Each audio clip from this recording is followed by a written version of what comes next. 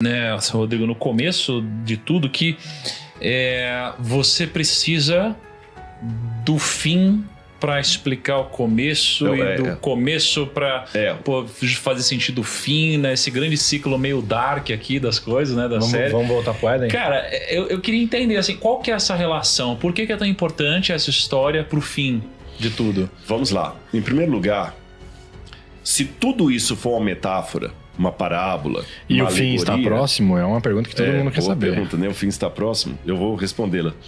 Se tudo que estudamos de Gênesis 1, 2 e 3, que a gente leu até o capítulo 3, você até leu o comecinho do 4. O comecinho do 4 aqui, né? Quando vem Caim e Abel. Se tudo que lemos aqui é uma metáfora, uma alegoria, uma parábola, uma lenda, então eu tenho sérios problemas. Por quê? Em primeiro lugar, não houve o pecado original. O pecado de Adão e Eva. Se não houve o pecado de Adão e Eva, então não há o que redimir. Se não há dívida, não há devedor. Se não há dívida e não há devedor, então não há pecado. Então pecado é uma construção social. Se pecado é uma construção social, não existe nenhuma dívida com Deus que precisa ser paga, então as coisas que estão na terra foram desejadas pelo Criador, caso ele exista. Então a morte não é algo fora dos planos de Deus. Ela faz parte da criação, a morte, o envelhecimento, o choro. Se faz parte desse sistema, ele nunca vai ser extirpado. E quando eu vou para a Bíblia, considerando que eu estou falando para pessoas cristãs, Jesus veio fazer papel de idiota. Desculpa falar desse jeito, eu não estou desrespeitando Jesus, porque ele veio morrer na cruz do Calvário por um pecado que não existe. E Jesus acreditava que tudo isso era literal. Tanto é que quando perguntaram para ele o negócio do casamento, ele falou assim, vocês não leram como é que era no início, quando Deus fez o homem e a mulher e deixará o homem seu pai e sua mãe? Erram não conhecendo as escrituras. Jesus tratava o dilúvio como história real. Ele falou que a segunda vinda dele seria semelhante aos dias anteriores ao dilúvio. Os dias... Foi interessante, né? Quando fala que o homem e a mulher deixarão pai e mãe, nem tinha pai e mãe ainda quando foi escrito não tinha, isso, exatamente, né? Não tinha. Deixará o homem...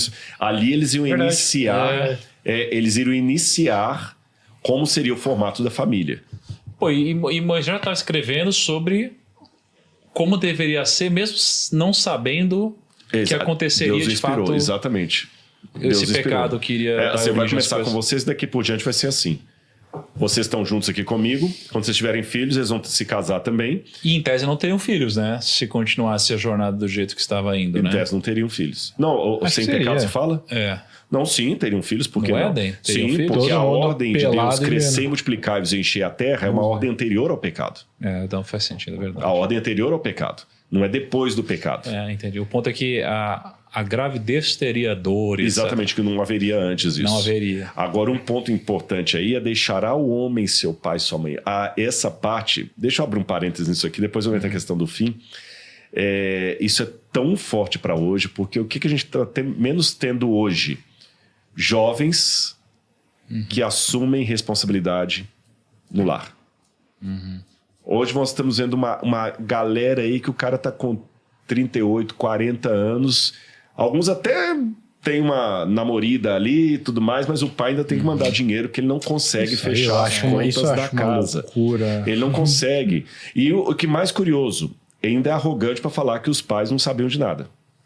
Verdade. Uma vez eu estava conversando com um rapaz que ele estava detonando com as coisas que o pai dele... papai não sabia administrar, papai não fez isso, papai não fez isso.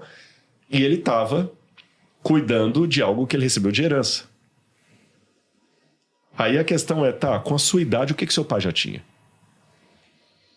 Com a minha idade, meu pai já tinha já tinha meus irmãos, já tinha casa, já tinha loja, E você, com a sua idade, fora a herança, o que você tem? Nada. E quer ensinar quem construiu, sabe? Então, deixará o homem seu pai e sua mãe. A gente tem que crescer, sair da casca, cortar o cordão umbilical. E as pessoas não querem fazer isso. Mas, voltando àquele ciclo que eu falei, Jesus considerou tudo isso tão real, a história de Adão e Eva, que ele aceitou morrer na cruz do Calvário e entregar o sangue dele, porque ele sabia que ele era o cordeiro que Deus deveria sacrificar para salvar a humanidade. Alguém pode falar, mas que Deus mais ridículo. Era só perdoar. É porque a gente vive hoje numa época que as pessoas não querem assumir responsabilidade e elas não querem ter consequências. Numa época em que as pessoas não querem assumir responsabilidade, não querem ter consequência, realmente parece ridículo Deus ter que matar Jesus na cruz do Calvário, né, porque o Pai o feriu ali na cruz, só para que a humanidade seja salva.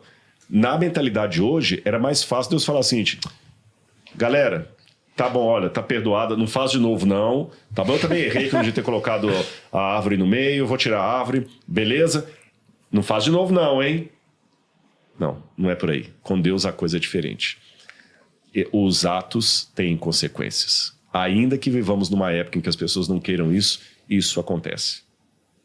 No mundo real, gente, o mundo real, os atos têm consequências. Antes de a gente finalizar aqui, Rodrigo, eu tenho um presente aqui pra você, cara. Poxa.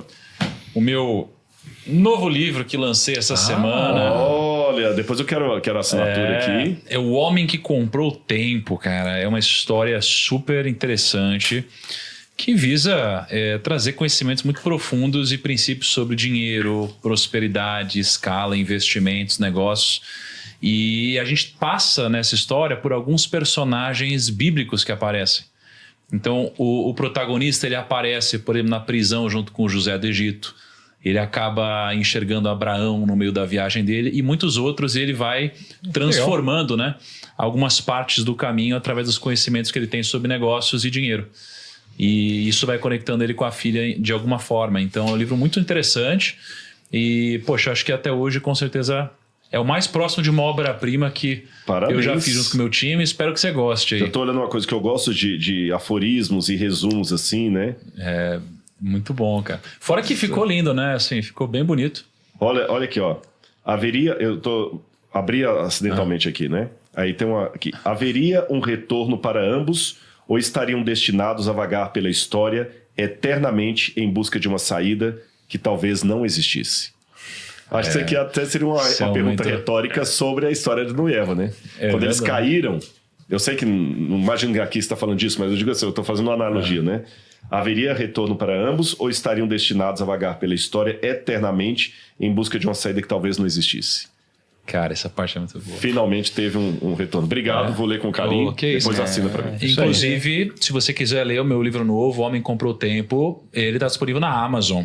Você pode ir lá, inclusive tem o cupom Thiago20. Isso mesmo. Thiago com H, Thiago20, e você tem 20% de desconto nesse livro.